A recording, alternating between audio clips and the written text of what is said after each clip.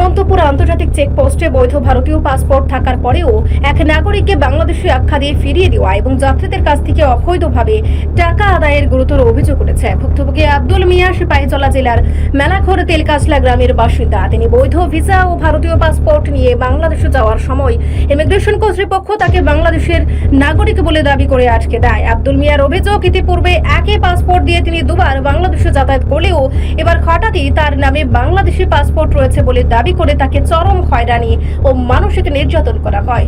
বৈধ নথি থাকা সত্ত্বেও ইমিগ্রেশনের এমন আচরণে তীব্র ক্ষোভের সৃষ্টি হয়েছে। যদিও এ নিয়ে কর্তৃপক্ষের কোনো প্রতিক্রিয়া মেলেনি। পাশাপাশি এই চেকপোস্টে পা রাখলেই যাত্রী প্রতি 200 টাকা করে আদায়ের আরেকটি চাঞ্চল্যকর অভিযোগ সামনে এসেছে।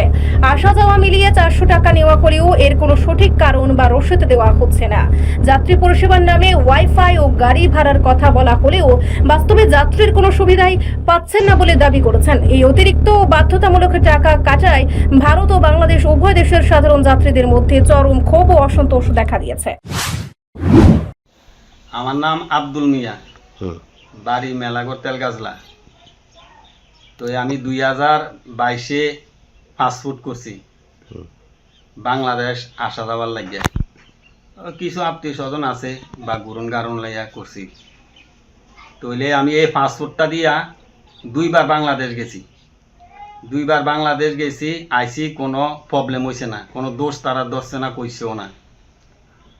আমি এই 3য়বার জনে ফত দিছি 3বারের সময়। কবে ফত দিছিল? গত রবিবারে। এরপরে কাস্টম অফিসে নিছি, কাস্টম দেখা কইতে আছে আপনার এটা প্রবলেম আছে। কইলাম যে স্যার কি প্রবলেম আছে? এটা দিয়ে তো আগে গেছি, আপনারাও দেখছেন, আইসি, এটা তো শু করা আছে গেছিতে।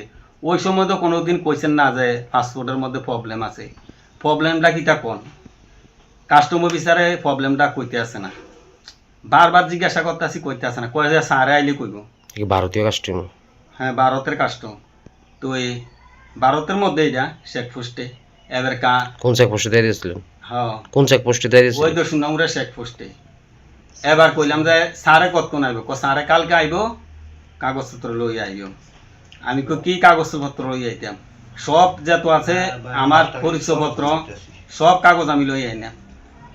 এটা কোয়াতে প্রথম কইছে কাগজপত্র লই আইব, সব লাগতো না, তুমি পাসপোর্টটা লই আইও, আইনা স্যারে দেখাইও। ঠিক আছে, আইয়া বললাম। পরের দিন গেছি, স্যারে আইছে। স্যারে জিজ্ঞাসা করলাম এমনি এমনি, কহ তোমার কি বাংলাদেশি পাসপোর্ট আছে? আমি কই না। তো বাংলাদেশি কোনো কাগজপত্র আছে? আমি কই না। তো বাংলাদেশের থেকে আইসে তো কত বছর হইব? আমি কই স্যার কি প্রশ্ন করেন, এই প্রশ্নের উত্তর করতে দেন। কারণ হইল আমি ভারতের নাগরিক, ভারতও আমার বাড়ি, জন্ম ভারত, সব ভারত, ভারতের পাসপোর্ট করছি, ভারতের কাগজপত্র সব আছে। বাংলাদেশি কিটা আমার কাছে এটা কিচ্ছু নাই। এটি প্রশ্ন করলে তো উত্তর আমি দিতে পারতাম না, যে কারণে বাংলাদেশে তো কিচ্ছুই নাই আমার, আমি উত্তর দেন করতে কেমন গেছে। যাও, এবার কইতে আছে তুমি বাংলাদেশি। ঠিক আছে, অন কিটা করন, তুমি বুধবারে আইও। আগরতলা থেকে যে স্যার আইছে তাই নিয়ে কইতেছে বুধবার আইও। তো বুধবারে গেছি আরে স্যারও এই কথাই কইল। এবার কইতে আছে আজকে হইতো না, বুধবারে গেছি আর আজকে হইতো না, আমার মন নাই তোমার আইতা বলিয়া কইছি, আমি তো যাইতাম পারছি না, তুমি সোমবার দিন আইও। আবার এই কথা কই আমার রিটার্ন ঘুরাই দিল। আমি আরেকবার আইয়া পড়ছি। আমার এই হরায়নটা করতে আছে। আমি গরিব মানুষ, ক্ষেত মজুরি করে খাই। আসলে আসা যাওয়া আমার বহুটিয়া খরচ হয়ে গেছে। সুনামুড়ার থেকে যাইতে 100 টাকা 150 টাকা অটো ভাড়া লাগে। আইতো 100 টাকা 150 টাকা অটো ভাড়া লাগে। এরপরে মেলাঘর আই, সময় গেল, কষ্ট করলাম। তারা এরকম করে আমার অনেক হরায়ন করতে আছে। অক্ষণ আমি এটা সুর হওয়া চাই। আপনাদের সব ডকুমেন্ট আছে? হ্যাঁ, ভারতীয় সব কাগজপত্র আছে আপনার কাছে? ভারতীয় সব কাগজপত্র আমার আছে। আপনার জন্মস্থান এখানে? জন্মস্থান এখানে। কি কারণে মানে এই সমস্যাটা হইতেছে? কি কারণে এই সমস্যাটা হইতে আছে?